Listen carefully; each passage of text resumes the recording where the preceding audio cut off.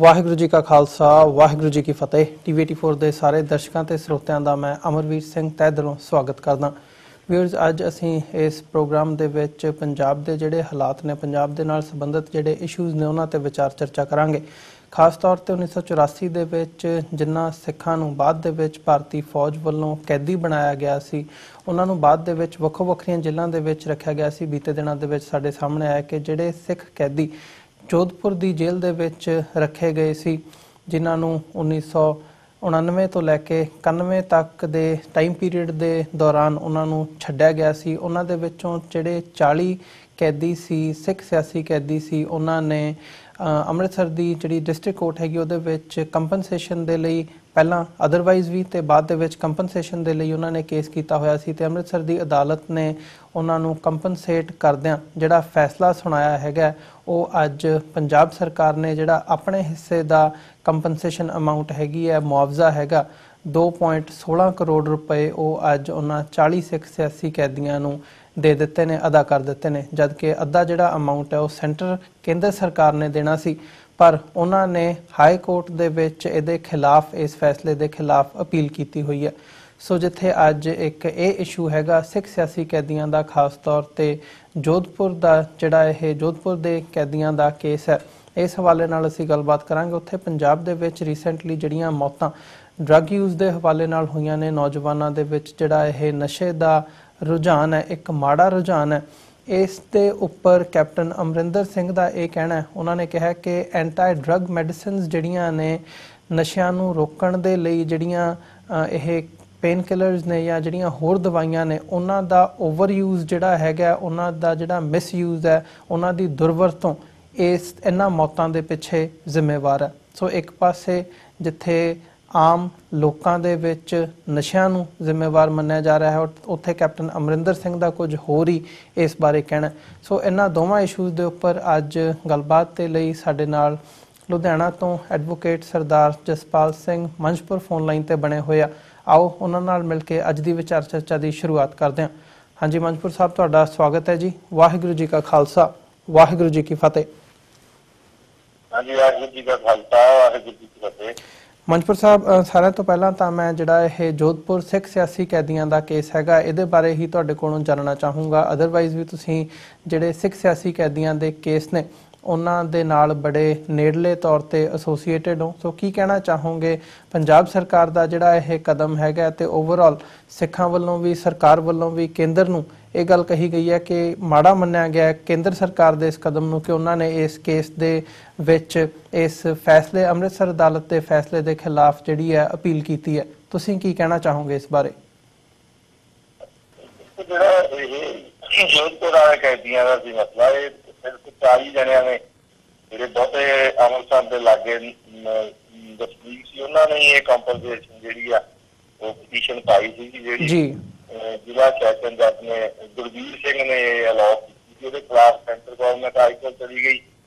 ਪੰਜਾਬ ਸਰਕਾਰ ਨੇ ਪਹਿਲੇ ਦਿਨ ਤੋਂ ਕਹਿਤਾ ਸੀ ਅਸੀਂ ਦੇ ਦਾਂਗੇ, ਉਹਨਾਂ ਆਪਣਾ ਹਿੱਸਾ ਜਿਹੜਾ ਕੱਲ ਉਹ ਦੇ ਹੀ ਦਿੱਤਾ ਜੀ। ਸੋ ਜਿਹੜੀ ਇਹਦੇ ਪਿੱਛੇ ਫਿਰ ਜਿਹੜੀ ਸਿਆਸਤ ਵੀ ਜਿਹੜੀ ਕੰਮ ਕਰਦੀ ਹੈਗੀ, ਜਿਹੜਾ ਪੈਸੇ ਦੀ ਕੰਪਨਸੇਟ ਕਰਨਾ, ਇਹ ਵੀ ਇੱਕ ਇਹੋ ਜਿਹੇ ਸਿਸਟਮ ਦਾ ਵਿੱਚ ਹਿੱਸਾ ਹੈਗਾ। ਪਰ ਇਹ ਵੀ ਇੱਦਾਂ ਦਾ ਦੇ ਹੁਣ ਜੇਲ੍ਹਾਂ ਦੇਖੀਏ, ਉਹਨਾਂ ਨੇ ਨਹੀਂ ਕੱਟੀਆਂ, ਬਹੁਤ ਸਾਰੇ ਹਜ਼ਾਰਾਂ ਜਿਹੜੇ ਲੋਕਾਂ ਨੇ ਜੇਲ੍ਹਾਂ ਕੱਟੀਆਂ ਤੇ ਜਿਹੜੇ ਬਾਅਦ ਦੇ ਵਿੱਚ ਕੇਸ ਬਰੀ ਵੀ ਹੋਏ, ਜਿਹੜੇ ਸਾਲ ਤੋਂ ਲੈ ਕੇ 6 ਮਹੀਨੇ ਤੋਂ ਲੈ ਕੇ 7-7 ਸਾਲ 10-10 ਸਾਲ ਵੀ ਜੇਲ੍ਹਾਂ ਦੇ ਵਿੱਚ ਰਹਿਣ ਤੋਂ ਬਾਅਦ ਬਰੀ ਹੋਏ। ਸੋ ਉਹਨਾਂ ਨੇ ਪਰ ਕੰਪਨਸੇਸ਼ਨ ਦਾ ਜਿਹੜਾ ਕੇਸ ਨਹੀਂ ਪਾਇਆ, ਜਿਨ੍ਹਾਂ ਨੇ ਪਾਇਆ ਸੀ ਉਹਨਾਂ ਨੂੰ ਅਲਾਉ ਹੋਇਆ ਤੇ ਉਹਦੇ ਉੱਤੇ ਹੁਣ ਰਾਜਨੀਤੀ ਚੱਲ ਗਈ। ਠੀਕ ਹੈ, ਕੈਪਟਨ ਸਰਕਾਰ ਨੇ ਆਪਣਾ ਹਿੱਸਾ ਦੇਤਾ, ਉਹ ਵੀ ਇੱਕ ਇਹਦੇ ਕਰਕੇ ਵੀ ਮੋਦੀ ਜੇ ਨਹੀਂ ਦੇ ਸਕਦਾ ਤੇ ਸਾਨੂੰ ਦੱਸੇ, ਅਸੀਂ ਦੇ ਦਿਆਂਗੇ। ਕੈਪਟਨ ਦਾ ਇਹ ਵੀ ਸੀਗਾ ਵੀ ਜੇ ਮੋਦੀ ਨਹੀਂ ਦਿੰਦਾ ਤੇ ਅਸੀਂ ਦੇ ਦਾਂਗੇ। ਇੱਕ ਪਾਸੇ ਤਾਂ ਕੈਪਟਨ ਸਰਕਾਰ ਹਮੇਸ਼ਾ ਤੋਂ ਹੀ ਸ਼ੁਰੂ ਤੋਂ ਹੁੰਦੀ ਹੈ ਵੀ ਖਾਲੀ ਖਜ਼ਾਨਾ ਖਾਲੀ ਕਰਕੇ ਸਾਡੇ ਕੋਲ ਹੈ ਨਹੀਂ, ਤਨਖਾਹ ਦੇਣ ਨੂੰ ਮਾਸਟਰਾਂ ਨੂੰ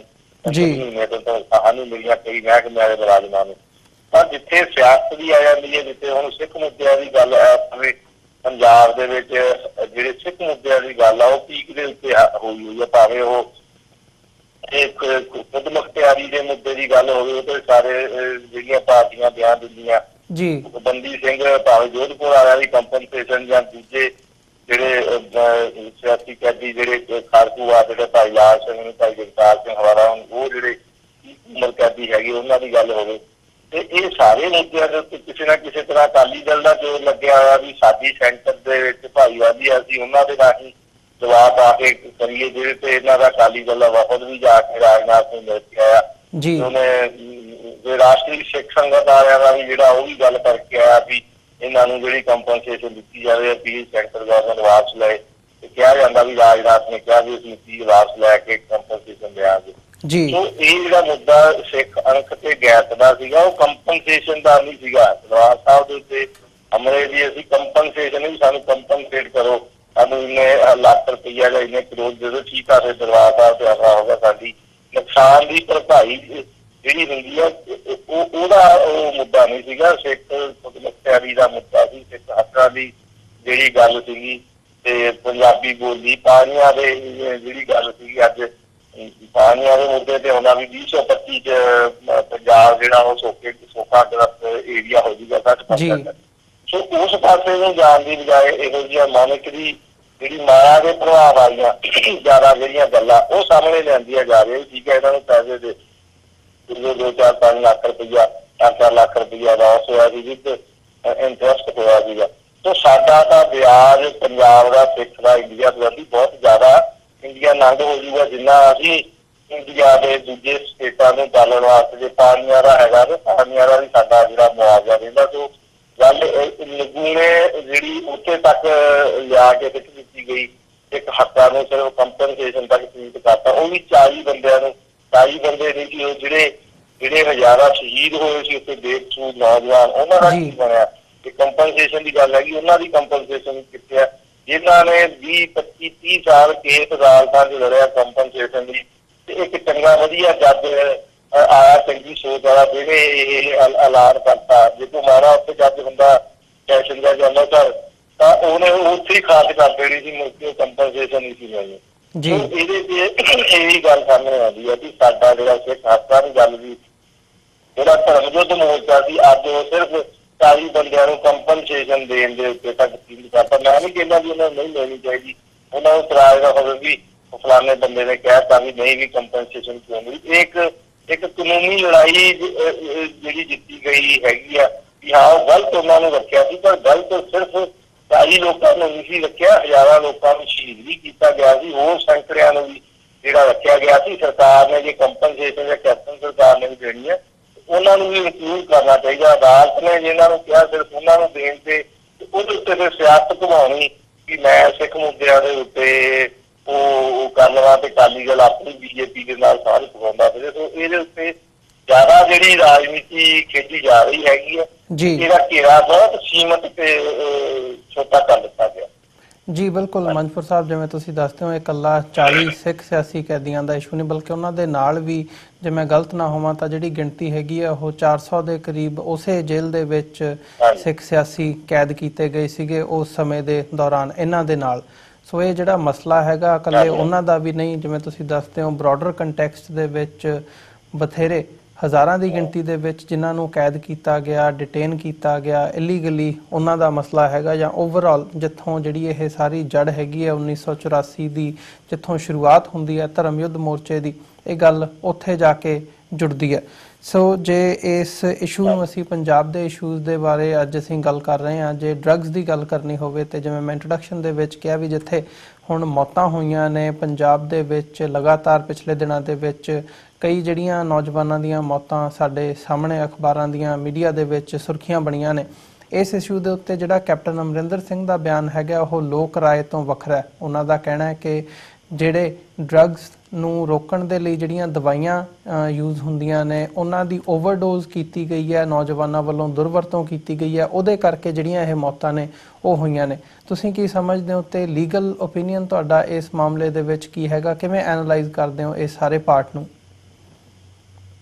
ਦੇਖੋ, ਜਿਹੜੀ ਮੌਤ ਆ, ਜਿਹੜੀ ਮੌਤ ਹੋਈ ਆ, ਭਾਵੇਂ ਉਹ ਚਿੱਟਾ ਲੈਣਾ ਹੋਈ ਆ, ਭਾਵੇਂ ਉਹ ਹੈਰੋਇਨ ਸਮੈਕ ਦੇ ਨਾਲ ਹੋਈ ਆ, ਭਾਵੇਂ ਸਿੰਥੈਟਿਕ ਡਰੱਗ ਨਾਲ ਹੋਈ ਆ, ਭਾਵੇਂ ਦਵਾਈਆਂ ਨਾਲ ਹੋਈ ਆ, ਇਹ ਇੱਕ ਨਸ਼ੇ ਦਾ ਆਦੀ ਬੰਦੇ ਨੂੰ ਓਵਰਡੋਜ਼ ਮਿਲੀ ਆ, ਉਹਨੂੰ ਕਿੱਥੋਂ ਅਵੇਲੇਬਿਲਿਟੀ ਕਿੱਥੋਂ ਹੋਈ, ਉਹਨੂੰ ਜ਼ਿਆਦਾ ਦਵਾਈ ਮਿਲੀ ਆ, ਕਿੱਥੋਂ ਹੋਈ ਆ, ਉਹਨੂੰ ਹਸਪਤਾਲ ਤੋਂ ਉਹਨਾਂ ਨਸ਼ਾ ਛੁਡਾਊ ਕੇਂਦਰਾਂ ਭੇਜੇ। ਮੰਨ ਵੀ ਲਈਏ ਕੈਪਟਨ ਮੁੱਖ ਮੰਤਰੀ ਦਾ ਇਹ ਵਿਆਹ ਕਿ ਉਹਨਾਂ ਨੂੰ ਦਵਾਈਆਂ ਦੀ ਓਵਰਡੋਜ਼ ਹੋਈ, ਤੇ ਦਵਾਈਆਂ ਦੀ ਓਵਰਡੋਜ਼ ਕੋਈ ਮੈਡੀਕਲ ਸਟੋਰ ਵਾਲਾ ਕਿਵੇਂ ਦੇ ਰਿਹਾ ਕਿਸੇ ਨੂੰ, ਬਿਨਾਂ ਪਰਚੀ ਤੋਂ, ਬਿਨਾਂ ਫੀਸ ਤੋਂ, ਬਿਨਾਂ ਸੈਂਟਰ ਦੀ ਰਿਕਮੈਂਡੇਸ਼ਨ ਤੋਂ ਕਿਸੇ ਨੂੰ ਇੱਕ ਸੀਮਤ ਹੱਦ ਤੱਕ ਜਿਹੜੀ ਆ ਉਹ ਦਵਾਈ ਦਿੱਤੀ ਜਾਂਦੀ ਆ, ਉਹ ਸੈਂਟਰ ਦੇ ਵਿੱਚ ਰੱਖ ਕੇ ਉਹਦੇ ਤੋਂ ਉਹਦਾ ਇਲਾਜ ਕਰਕੇ ਉਸ ਤੋਂ ਬਾਹਰ ਇਹ ਜਿਹੜੀ ਹੁਣ ਕਈਆਂ ਨੌਜਵਾਨਾਂ ਦੀ ਠੀਕ ਹੈ ਮਿਕਸਾਪੀ ਆ, ਇਹ ਕਈਆਂ ਦੀ ਉਸ ਓਵਰਡੋਜ਼ ਨਾਲ ਹੋਈਆਂ, ਕਈਆਂ ਦੇ ਸਿਗਰਟਾਂ ਲਾਉਣ ਦੇ ਨਾਲ ਹੱਥ ਦੇ ਵਿੱਚ ਸਿਗਰਟ ਵੀ ਮਿਲੀ ਆ ਕਈਆਂ ਨੌਜਵਾਨਾਂ ਨੂੰ।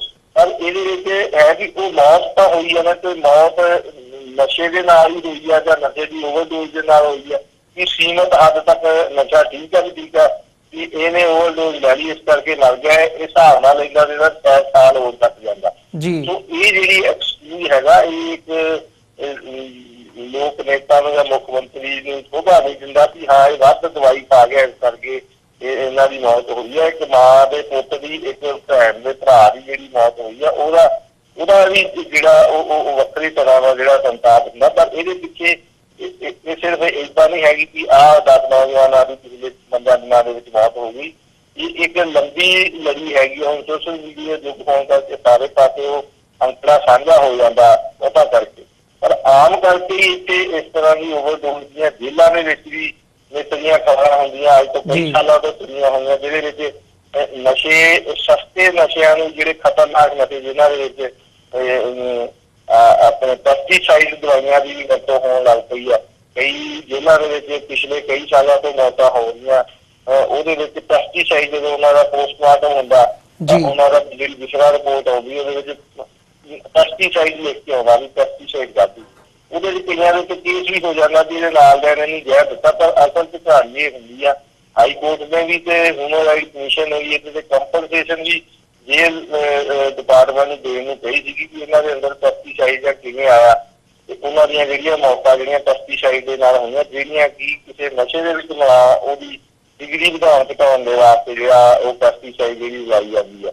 ਇਹ ਜਿਹੜੀਆਂ ਮੌਤਾਂ ਹੈਗੀਆਂ ਪੰਜਾਬ ਦੇ ਮੱਥੇ ਦੇ ਉੱਤੇ ਇੱਕ ਤਰ੍ਹਾਂ ਦਾ ਕਲੰਕ ਆ, ਜਿਹੜਾ ਆਪ ਸਹੇੜਿਆ ਪੰਜਾਬ ਦੇ ਪ੍ਰਸ਼ਾਸਨ ਨੇ, ਪੁਲਿਸ ਪ੍ਰਸ਼ਾਸਨ ਤੇ ਸਿਆਸੀ ਲੋਕਾਂ ਦਾ ਜਿਹੜਾ ਨੈਕਸਸ ਹੈਗਾ, ਜਿਹੜਾ ਕਿ ਪਿਛਲੇ ਸਮੇਂ ਦੌਰਾਨ DGP ਤੱਕ ਵੀ ਇਹਨਾਂ ਦੀ ਲੜਾਈ ਚੱਲ ਗਈ ਸੀ, ਇਲਜ਼ਾਮਬਾਜ਼ੀ ਤੱਕ। ਇੱਕ SSP ਮੋਗੇ ਦਾ ਵੀ ਵਿੱਚ ਜ਼ਿਕਰ ਆਇਆ, ਇੱਕ ਪੁਲਿਸ ਵਾਲਾ ਪਹਿਲਾਂ ਫੜਿਆ ਸੀ, ਉਹਦੇ ਲਿੰਕ ਤੇ ਜਿਹੜੀ STF ਬਣੀ ਤੇ ਉਹਦੀ ਕਾਰਵਾਈ ਉੱਥੇ ਹੀ ਰੋਕ ਦਿੱਤੀ ਗਈ। ਉਹਨਾਂ ਚ ਰਾਜੀਨਾਮਾ ਮੁੱਖ ਮੰਤਰੀ ਨੇ ਆਪ ਬਹਿ ਕੇ ਕਰਾਤਾ ਵੀ ਤੁਸੀਂ ਅਨੁਸ਼ਾਸਨ ਭੰਗ ਨਾ ਕਰੋ।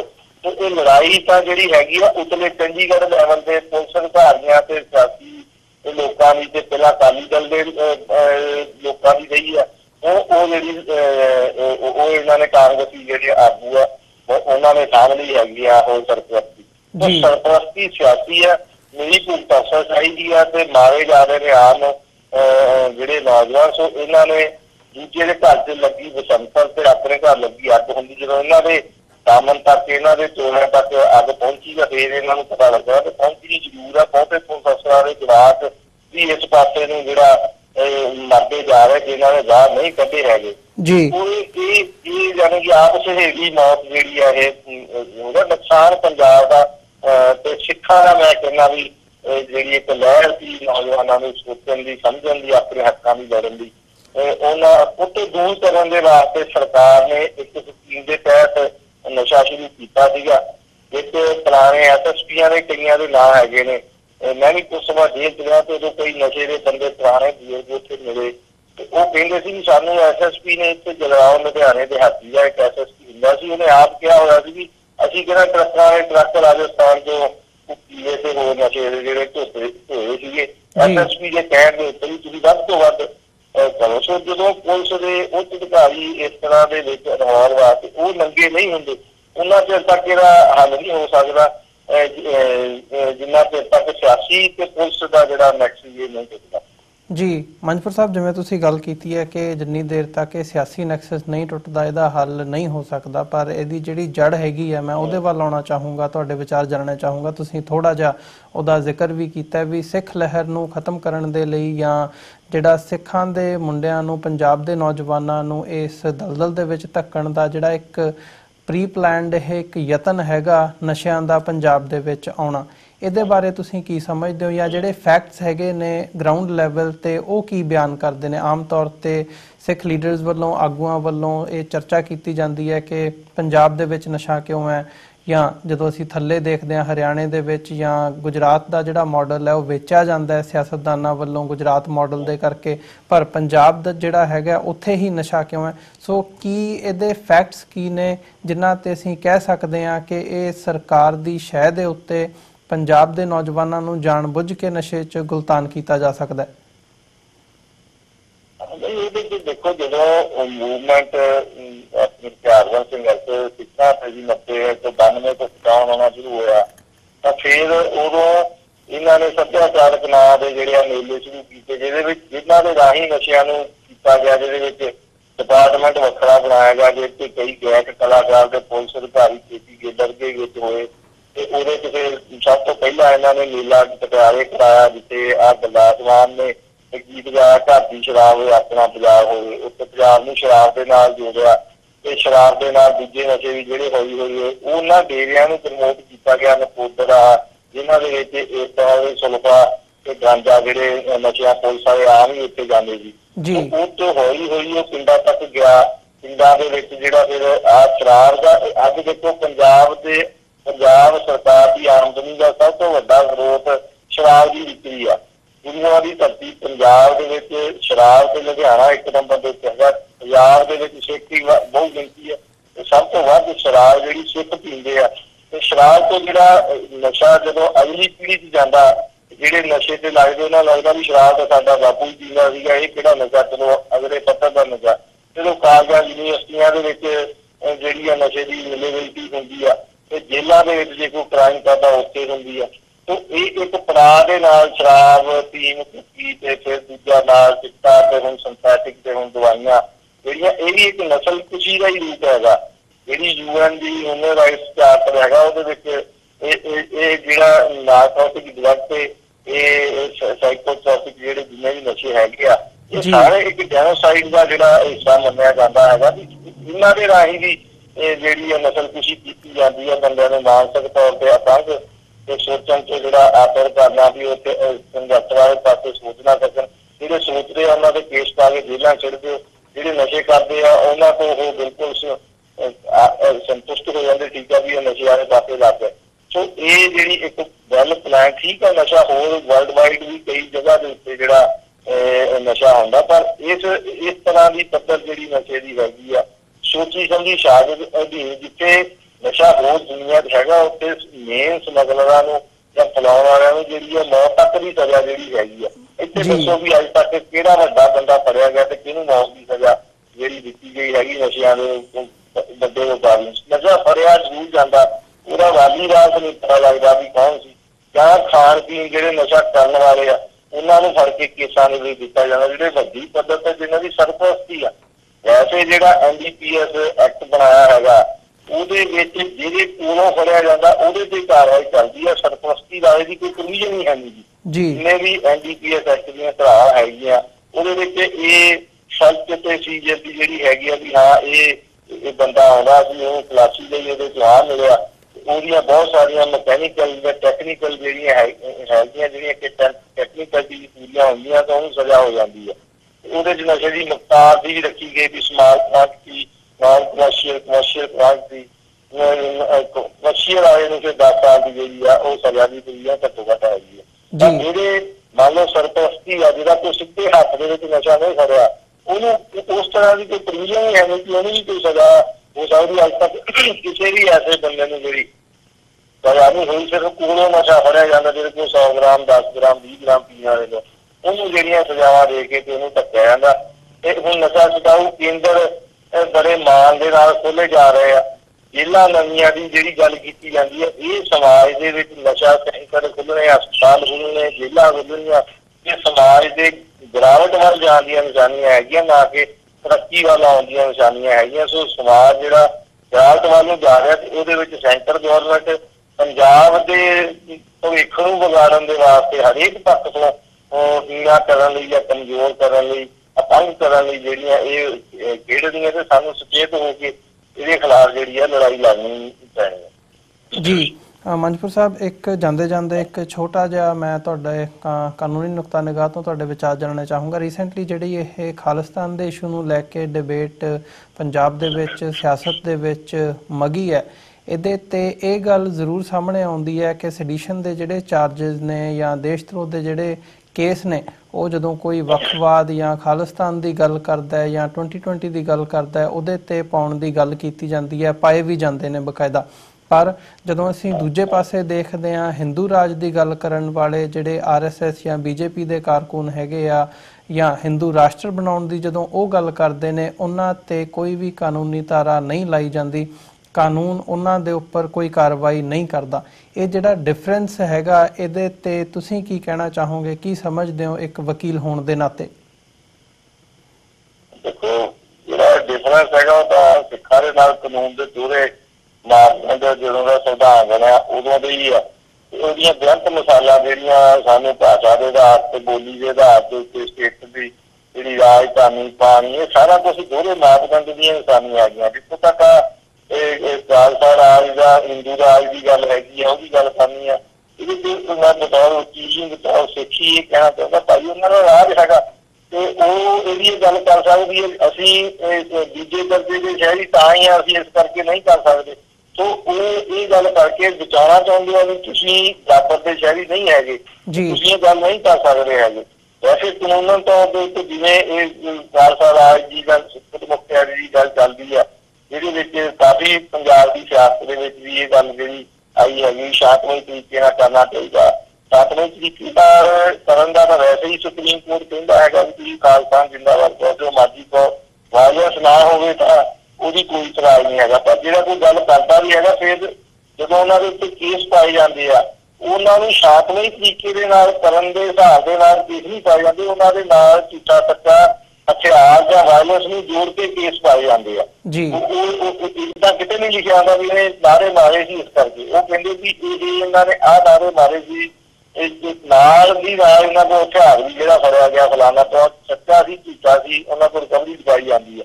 ਫਿਰ ਉਹ ਹਥਿਆਰ ਨਾਲ ਜਦੋਂ ਗੱਲ ਜੁੜ ਗਈ, ਉਹ ਵਾਇਲੈਂਸ ਨਾਲ ਜੁੜ ਗਈ, ਫਿਰ ਜਿਹੜਾ ਉਹਨੂੰ ਇਸ ਪਾਸੇ ਨੂੰ ਲਿਆ ਜਾਂਦਾ। ਤਾਂ ਬਿਨਾਂ ਵਾਇਲੈਂਸ ਆਈ ਦੀ ਚੀਜ਼ ਜਿਹੜੀਆਂ ਹਿੰਦੂ ਰਾਈਟ ਵਿੰਗ ਜਥੇਬੰਦੀਆਂ ਹੈਗੀਆਂ, ਉਹਨਾਂ ਵੱਲੋਂ ਕੀਤਾ ਜਾ ਰਿਹਾ ਹੈਗਾ ਮੁਸਲਮਾਨਾਂ ਘੱਟ ਗਿਣਤੀਆਂ ਪ੍ਰਤੀ, ਸ਼ਾਇਦ ਉਹਨਾਂ ਵਾਇਲੈਂਸ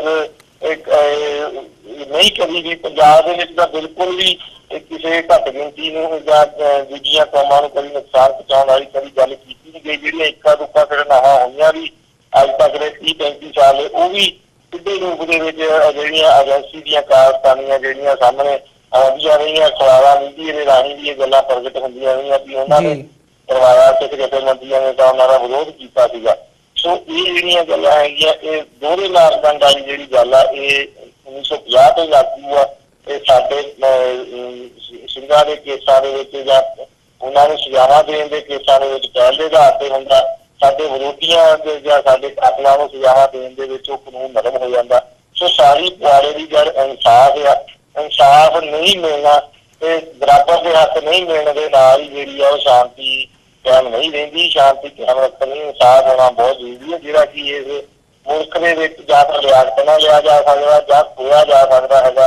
ਪਿਆਰ ਦੇ ਨਾਲ ਕੋਈ ਵੀ ਇੱਥੇ ਇਨਸਾਫ ਜਿਹੜਾ ਨਹੀਂ ਦਿੰਦਾ ਹੈਗਾ। ਜੀ ਮੰਜਪੁਰ ਸਾਹਿਬ, ਤੁਹਾਡਾ ਬਹੁਤ ਬਹੁਤ ਧੰਨਵਾਦ। ਇਹਨਾਂ ਸਾਰੇ ਇਸ਼ੂਜ਼ ਦੇ ਉੱਪਰ ਤੁਸੀਂ ਆਪਣਾ ਸਮਾਂ ਕੱਢ ਕੇ ਸਾਡੇ ਨਾਲ ਵਿਚਾਰਾਂ ਦੀ ਸਾਂਝ ਪਾਈ ਹੈ।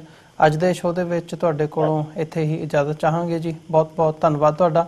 ਵਾਹਿਗੁਰੂ ਜੀ ਕਾ ਖਾਲਸਾ, ਵਾਹਿਗੁਰੂ ਜੀ ਕੀ ਫਤਿਹ। ਵਿਊਅਰਸ, ਉਮੀਦ ਕਰਦੇ ਹਾਂ ਅੱਜ ਦੀ ਗੱਲਬਾਤ ਤੁਹਾਨੂੰ ਜ਼ਰੂਰ ਪਸੰਦ ਆਈ ਹੋਵੇਗੀ। ਸੋ ਜਾਂਦੇ ਜਾਂਦੇ ਤੁਹਾਡੇ ਚਰਨਾਂ ਦੇ ਵਿੱਚ ਵੀ ਬੇਨਤੀ ਹੈ, TV 84 ਨੂੰ ਅੱਗੇ ਵਧਾਉਣ ਦੇ ਲਈ, ਚੱਲਦਾ ਰੱਖਣ ਦੇ ਲਈ ਸਾਨੂੰ ਤੁਹਾਡੀ ਸਹਾਇਤਾ ਦੀ ਲੋੜ ਹੈ। TV 84 ਨੂੰ ਡੋਨੇਟ ਕਰਨ ਦੇ ਲਈ ਤੁਸੀਂ ਸਾਡੀ ਵੈਬਸਾਈਟ www.tv84.tv ਤੇ ਜਾ ਕੇ ਸਾਨੂੰ ਡੋਨੇਟ ਕਰ ਸਕਦੇ ਹੋ ਤੇ ਮੰਥਲੀ ਡੋਨੇਸ਼ਨਸ ਦੇ ਲਈ ਪਲੈਜ ਕਰ ਸਕਦੇ ਹੋ। ਜੇ ਚੈੱਕ ਰਾਹੀਂ ਡੋਨੇਸ਼ਨਸ ਭੇਜਣੀਆਂ ਚਾਹੁੰਦੇ ਹੋ ਤਾਂ TV 84 ਦੇ ਨਾਂ ਦਾ ਚੈੱਕ ਬਣਾ ਕੇ ਤੁਸੀਂ ਸਾਨੂੰ ਸਾਡੇ ਐਡਰੈਸ ਤੇ ਮੇਲ ਕਰ ਸਕਦੇ ਹੋ। 3601 37th Avenue, Long Island City, New York 11101। Website ਇੱਕ ਵਾਰ ਫਿਰ ਰਿਪੀਟ ਕਰਦੇ ਹਾਂ, www.tv84.tv। ਇਸੇ ਦੇ ਨਾਲ ਵਿਊਅਰਸ, ਅਸੀਂ ਅੱਜ ਤੁਹਾਡੇ ਕੋਲੋਂ ਇੱਥੇ ਹੀ ਇਜਾਜ਼ਤ ਚਾਹਾਂਗੇ। ਦੁਬਾਰਾ ਫਿਰ ਕੱਲ ਨੂੰ ਤੁਹਾਡੇ ਨਾਲ ਮੁਲਾਕਾਤ ਹੋਵੇਗੀ। ਤਦ ਤੱਕ ਲਈ ਇਜਾਜ਼ਤ ਦਿਓ ਜੀ। ਵਾਹਿਗੁਰੂ ਜੀ ਕਾ ਖਾਲਸਾ, ਵਾਹਿਗੁਰੂ ਜੀ ਕੀ ਫਤਿਹ।